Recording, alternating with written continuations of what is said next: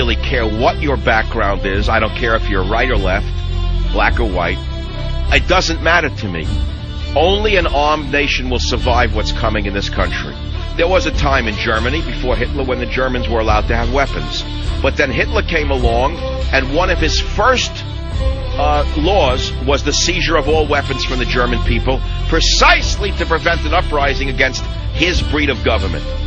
Fidel Castro, the good friend of Sean Penn, did the same thing in Cuba.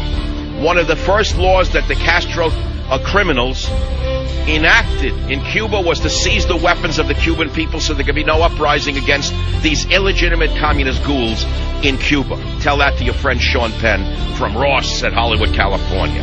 Tell it to him. Tell him about the rules in Cuba, why there's such peace in Cuba. But let's go to America. We have a Second Amendment. It was given to us, or we gave it to ourselves, our ancestors did, however you want to put it. And in the whole history of America, are you aware of the fact that you've lived through historic times in many ways, including that in this year, for the first time in the history of this great republic, the U.S. Supreme Court reviewed the Second Amendment to determine once and for all whether or not the Second Amendment implied or gave you the right, personal right to bear arms.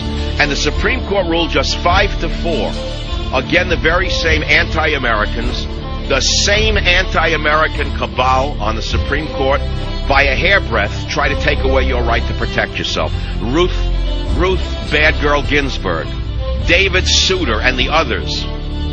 They said you have no right to protect yourself. They said you have to hide and cower in the basement and wait to be killed. They said leave it to the government to protect you. Well, let me ask you something. Where was the government on 9/11? I know that's a harsh question to ask.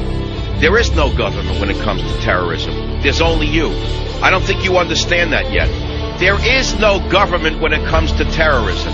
Terrorism can be anywhere. Terrorism can be everywhere.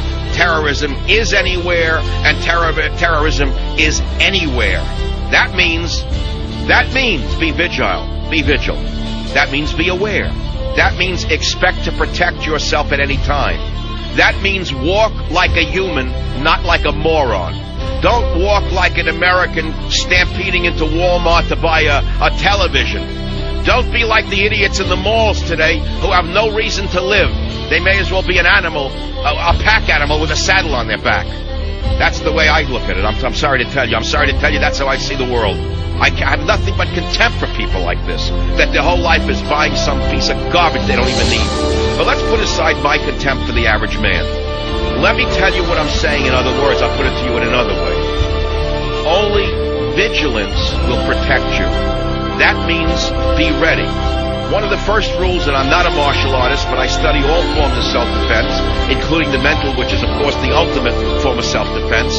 The first rule of self-defense is always be prepared for an attack. Mentally and physically, always be prepared for an attack. That means if you're a woman and you go into a mall, you've been told, watch your step in a parking lot. You've been told before you unlock your doors, for God's sakes, look around you in a parking lot. See if there's anyone lurking around looking to jump in and grab your keys and take you hostage. Let's put aside terrorism. Let's talk only about our own homegrown animals that are patrolling America right now.